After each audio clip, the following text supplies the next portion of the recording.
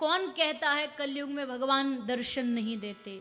56 बार जिनको भगवान का साक्षात्कार दर्शन हुआ कलयुग में, किसी और युग की बात नहीं की जा रही।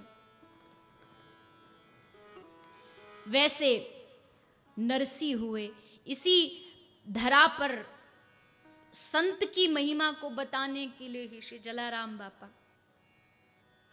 भगवान ने परीक्षा लेने में कोई कमी नहीं छोड़ी, लेकिन संत सेवा क्या होती है वो बापा ने पूरे जगत को सिखाया। त्याग क्या होता है, कौन व्यक्ति अपनी पत्नी को लेकर के प्रभु चरणों में समर्पित कर सकता है। उन्होंने क्या जगत को दिखाया कि संत सेवा क्या होती है।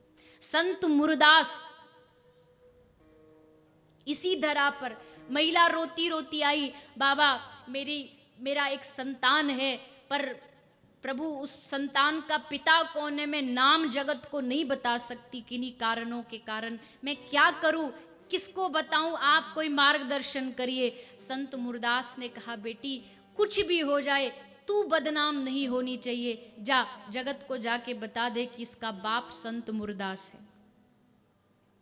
महिला ने कहा, अरे बाबा आप क्या बात कर रहे हैं, लोग आपको बदनाम कर देंगे। बाबा ने कहा, बेटी मैं साधु हूं, मैं बदनाम हो भी जाऊं तो क्या फर्क पड़ता है, पर तू मेरी पुत्री है, तू मेरी बेटी समान है, तुझ पर लोग उंगली उठाएं ये मैं नहीं होने दे सकता। ऐसे ऐसे महान संत इस देश में, इस क्षेत्र में हुए हैं।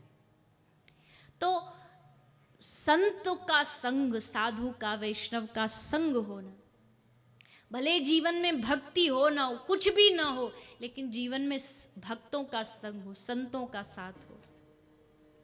और आप कथा में आके बैठे हो, इस भागवत प्रांगण में आके बैठे हो, यहाँ भी मूल उद्देश्य कथा सुनना तो है ही, पर कथा के साथ साथ यहाँ जो इतने साथ में जो बैठे रहते हैं ना, ये सब भगवान के भक्त हैं।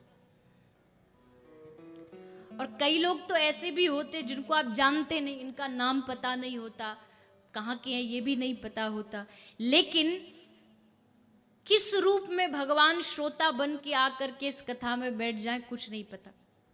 क्या पता भगवान ही कोई रूप बना के आपके पास में, आपकी साथ वाली कुर्सी पे श्रोता बन के आके बैठ गए। अब प्रभु तो आए थे कि चलो कथा सुनेंगे, ये भी बैठा बैठा कथा सुनेगा, पता चले आप बैठे बैठे बस उनको कुछ समझ ही नहीं पाए कि ये आए, कौन आए और क्या कर रहे हैं, कुछ नहीं पता।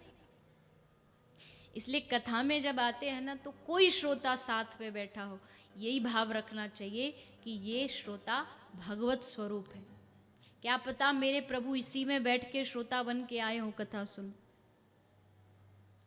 इस भाव से कथा सुननी चाहिए, तब हरि किसी भी रूप में, जैसा पहले कहा था कि आप पीछे मुड़ के देखो, क्या पता भगवान ही आपके कंधे पर हाथ रखे हो। भगवान का अर्थ ऐसा मत समझिएगा कि भगवान आएंगे तो कोई मोर मुकुट धारण करके, कोई बंशी लेकर के, कोई पीताम्बर पहन के आएंगे और कहेंगे कि मैं भगवान हूं। भगवान ऐसा कभी बताते कि मैं भगवान हूं? ऐसे रूप में कब आएंगे और कब चले जाएंगे पता नहीं चलेगा, और आएंगे जरूर, ये गारंटी। भगवान की कथा हो और भगवान ना हो, ये हो नहीं सकता, क्योंकि भगवान नारद जी को कहते हैं कि नाहम वसामि वैकुंठे योगी नाम हृदये न च मद भक्ता यत्र गायन्ति तत्र तिष्ठामि नारद।